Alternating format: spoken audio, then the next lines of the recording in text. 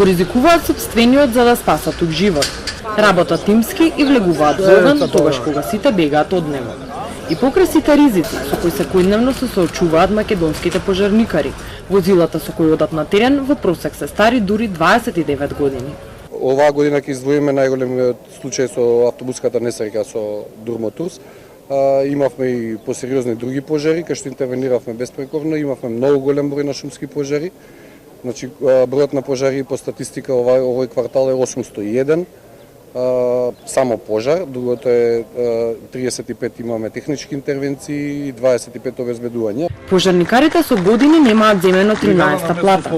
Градоначалникот на град Скопје Петра Шилегов пак вели дека не знае кога ќе има покачување на нивните плати, бидејќи тоа директно не зависи од град Скопје. Височината на платите зависи од блок дотациите, бидејќи тоа се блок дотации кои што градот ги добива од централната власт, што значи тој процес ќе иде паралелно со зголемувањето на платите во остатокот од државната администрација. Оваа година во бригадата за противпожарна заштита треба да се вработат нови 50 пожарникари.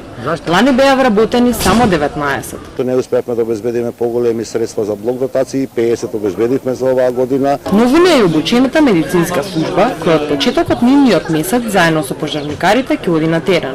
Во моментот денеска беа луѓето од парамедикал од Црвениот крст во стројот со моите пожарникари, која почна да функционира од 1 мај, од 1 јуни годинава. Е пилот програма до крајот на годината и од наредната година планираме веќе активно да ја уклучиме во бригадата за противпожарна заштита. Градот Скопје денеска традиционално го одбележа 20 мај, денот на пожарникарството во противпожарната станица во Автокоманда.